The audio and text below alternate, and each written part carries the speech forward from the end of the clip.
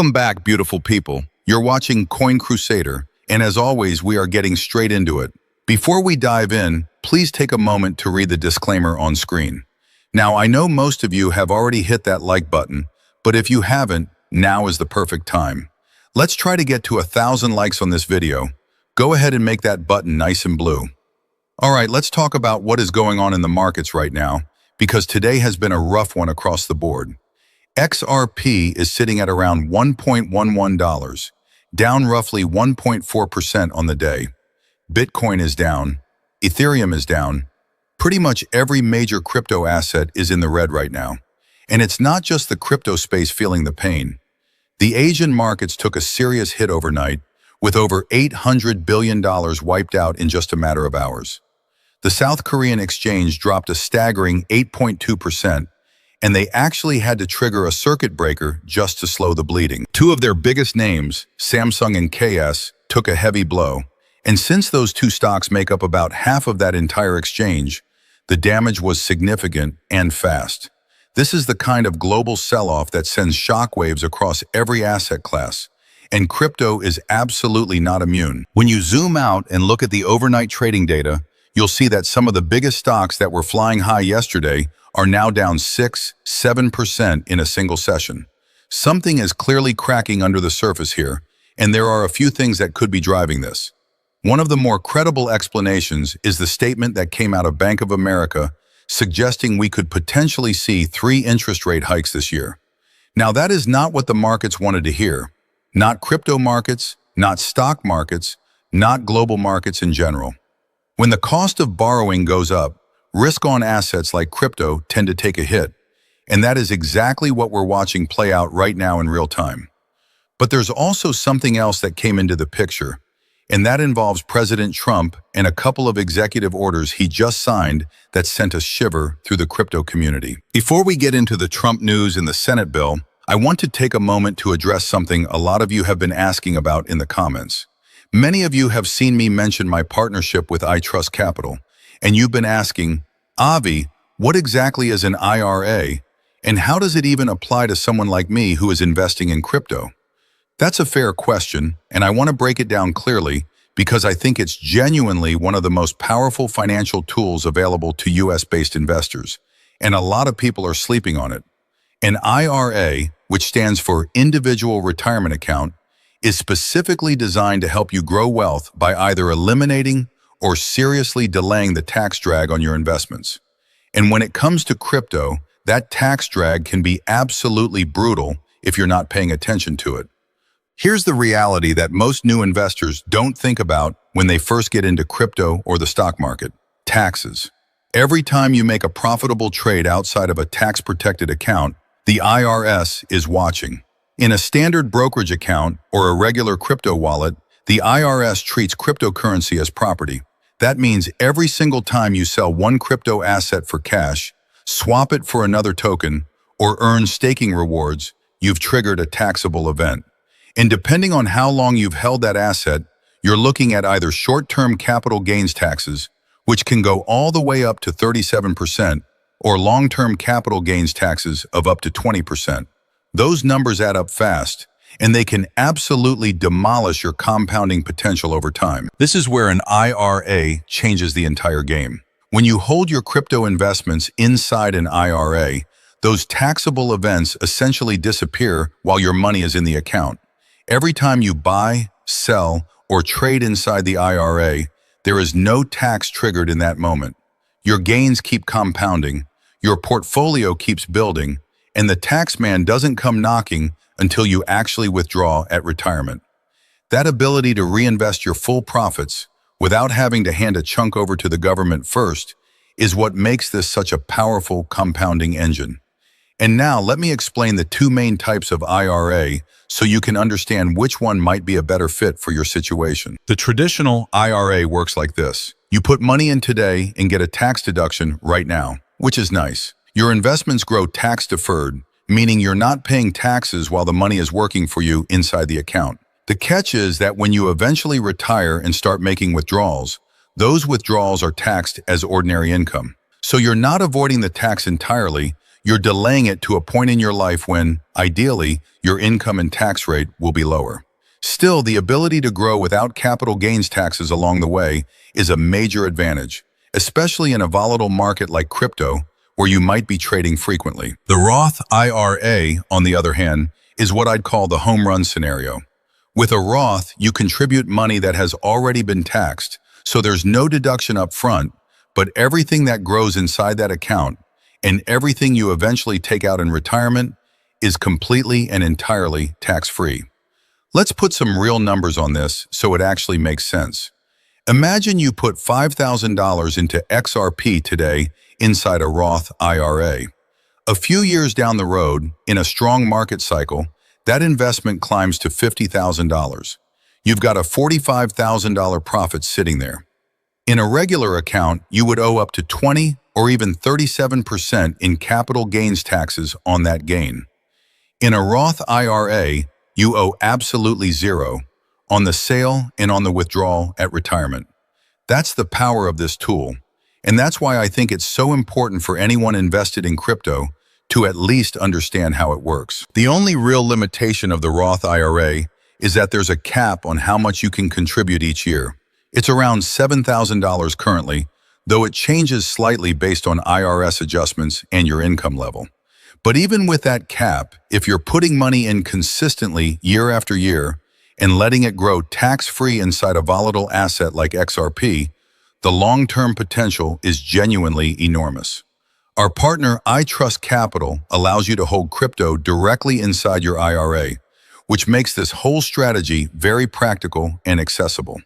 If you use my link in the description, you'll also get a $100 funding bonus just for signing up. Full disclosure, I do earn a commission as a channel partner, but the bonus is real and the benefits of the account speak for themselves. Okay, now back to the news because there's a lot going on. The U.S. Senate just passed a major bipartisan bill, an 85-5 vote, and tucked inside the 21st Century Road to Housing Act is a temporary ban on the Federal Reserve issuing a central bank digital currency, or CBDC, all the way through 2030. This is something I've talked about before, how bills in the U.S. often contain provisions that have very little to do with their actual title, and this is a perfect example of that. The CBDC ban was slipped into a housing bill, passed through the Senate, and is now heading to the House for a vote. If it passes there as well, the United States will officially be off the table for a CBDC for at least the next several years, which is actually a pretty significant win for the decentralized crypto community that has been pushing back hard against government-issued digital currencies. Meanwhile, in Europe, the situation is still developing. The head of the European Central Bank had suggested they might announce something around October 2025, but that window came and went without any formal CBDC announcement. So while the US is now potentially locking itself out of that door through 2030, Europe is still in a kind of limbo. Whether or not Europe ends up implementing a digital euro, and what that means for decentralized assets like XRP, is something worth keeping a very close eye on in the months ahead. The contrast between how the US and Europe are approaching digital currency regulation is becoming one of the more interesting storylines in global finance right now. There's also another piece of legislation making its way through the conversation in Washington, and it has significant implications for miners and stakers. Crypto industry groups are actively lobbying Congress to pass a bill that would stop mining and staking rewards from being taxed as income at the moment they're received. Right now, under current U.S. tax law, those rewards are treated as taxable income the second you earn them, even if you haven't sold anything. The crypto industry argues this is unfair and discourages participation in blockchain networks. But House Democrats are pushing back, arguing that exempting crypto from this kind of taxation gives it special treatment compared to traditional investments. The bill's path forward is uncertain, with midterms on the horizon. But if it passes, it would be a meaningful win, especially paired with the IRA strategy we talked about earlier. Lower taxes at the earning stage, plus tax-deferred growth inside an IRA, would be a powerful 1-2 punch for long-term holders. Now here's the part that I think actually spooked the crypto market the most today, and it's coming directly from President Trump. He just signed 2 executive orders related to quantum computing. The first order directs federal agencies to work alongside private sector companies and academic institutions to deploy advanced quantum computing capabilities for scientific research by 2028. That part alone wouldn't rattle markets too badly, but the second order is what got people's attention. It directs government agencies and security experts to begin preparing for quantum systems that could potentially evade standard encryption faster than anyone had previously predicted. And that word encryption is what sent a chill through the crypto world. Here's why that matters. The entire security model of blockchain networks, the thing that keeps your Bitcoin, your XRP, your Ethereum safe, is built on cryptographic encryption. If a sufficiently powerful quantum computer could break that encryption, it would theoretically put every crypto network at risk. Now, the executive order also instructs agencies to find solutions and build quantum-resistant defenses, which is actually encouraging.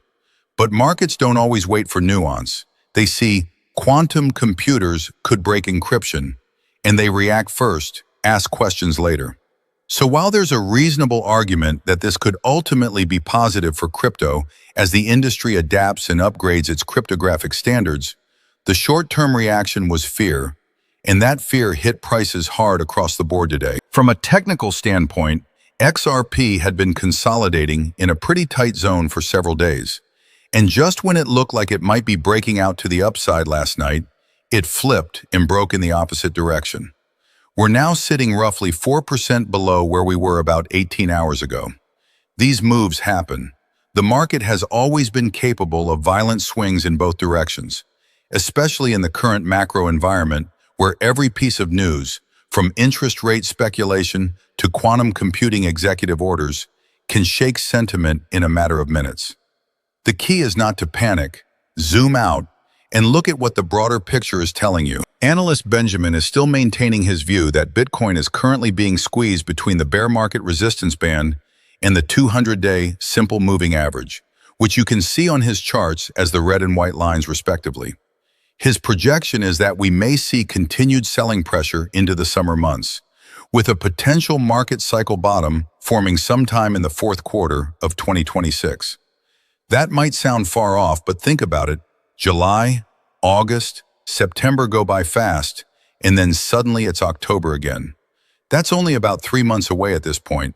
And if Benjamin is right, that fourth quarter bottom could set up what would ultimately be a very powerful recovery rally heading into the midterm election cycle and beyond. What's interesting is that BlackRock, one of the largest asset managers on the planet, seems to be singing from a similar hymn sheet. They've stated publicly that they believe Bitcoin could see renewed upward price momentum around the midterm elections, which also happen to fall in November of this year. Now, keep in mind that BlackRock has its own reasons to be bullish. Their Bitcoin and Ethereum ETFs have been seeing significant outflows lately, so there's obviously some incentive to talk the market up. But the fact that both a technical analyst like Benjamin and a giant like BlackRock are pointing toward the same general time frame for a recovery is at least worth noting as you think about your own long-term positioning. As always, nothing is certain, and the market loves surprises. So here's where we stand as of today. XRP is down but not out. The broader market is selling off globally due to a combination of interest rate fears, quantum computing headlines, and general macro uncertainty. The U.S. Senate just passed a significant CBDC ban tucked inside a housing bill. There's a push in Congress to stop taxing mining and staking rewards as income, and both an independent analyst and BlackRock are pointing toward a potential fourth quarter 2026 recovery. There's a lot to digest, a lot to monitor, and as always, a lot to think about. If you're US-based and you haven't looked into a crypto IRA yet, I genuinely think now is the time to explore it. The link for iTrustCapital is in the description, and the $100 bonus doesn't hurt either. Drop your thoughts in the comments below. I want to know what you're seeing, what you're feeling, and how you're positioning right now. Thank you so much for watching Coin Crusader. Until next time, let's go out there and make a lot of money.